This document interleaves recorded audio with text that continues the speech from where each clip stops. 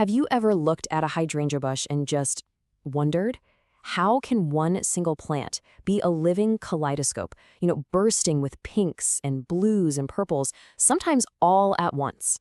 Well, it's one of gardening's most fascinating mysteries. So today, let's dive into the incredible science behind this amazing floral magic trick. I mean, look at this. This is exactly what we're talking about. You've got these deep, rich blues right next to these vibrant pinks, all growing on the same plant. So how on earth does it do that? Is it some kind of garden magic, or is it just chemistry? Well, spoiler alert, it's chemistry, and that's what we're going to break down right now. For years, gardeners have known about the first piece of the puzzle, and it starts right under our feet, in the soil itself. The very first clue to solving this whole mystery is a simple measurement, the soil's pH. Now, the rule of thumb seems incredibly simple, right? If your soil is acidic, you get blue flowers. If it's more on the alkaline side, you get pink ones. This has been the go-to advice for ages, and honestly, it's a fantastic starting point. But as we're about to find out, it's not quite the whole story. And if we zoom in a bit, you can see the specific ranges where the magic happens. For those really true blue blooms, you need some strongly acidic soil, something with a pH below 6.0. Then, as you creep up toward neutral, that's where you start to see those beautiful purples, and once the soil tips over into alkaline, everything shifts to pink. But this just brings up another question, doesn't it? What is the pH actually doing? And here is our plot twist. This quote really gets to the heart of it. It's not the pH itself that's painting the flowers. Not at all. Instead, the pH is basically the gatekeeper. It's controlling the availability of something else, a secret ingredient that's already hiding in the soil. Which brings us to the real star of the show, aluminum. Yep, this single element is the true artist behind those brilliant, breathtaking blue hues. So here's the best way to think about it. The soil pH is like a key. A low, acidic pH turns that key and unlocks the aluminum that's already in most soils, which makes it available for the plant to actually use. So the pH isn't the paint, it's the thing that opens the door to the paint supply. So the whole process really goes down in 4 clear steps. First, the soil becomes acidic. That chemical change releases those aluminum ions.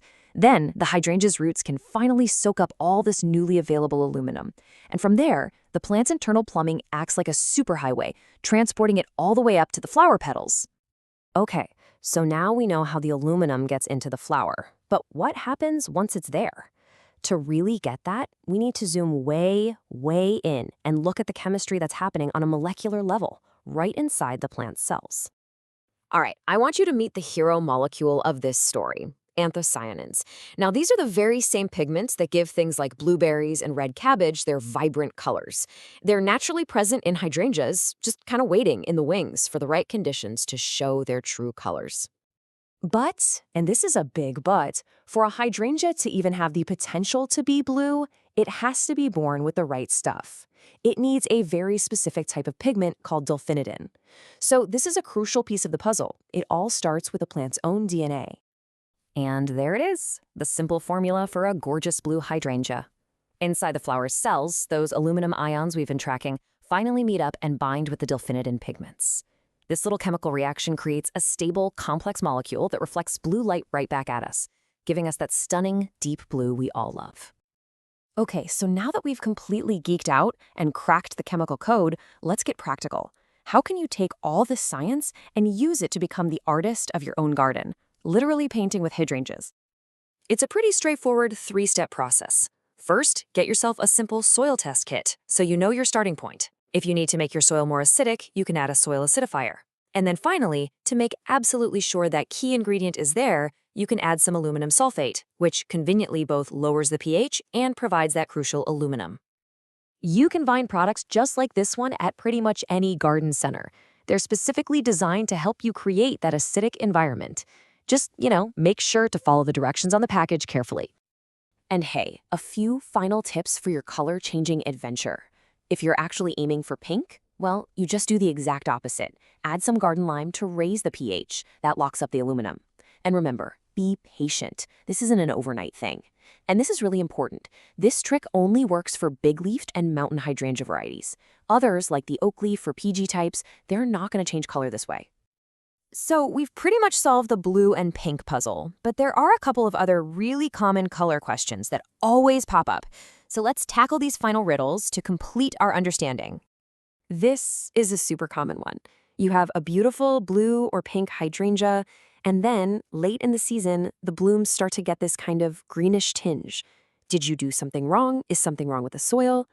Nope, it's not your soil. This is a completely natural aging process.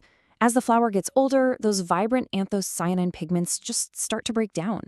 When they fade, what's revealed is the sepal's natural base color, which is green because of chlorophyll. It's just a sign that the bloom is reaching the end of its life for the season. So what about those hydrangeas that are always a crisp, clean white, no matter what you do to the soil?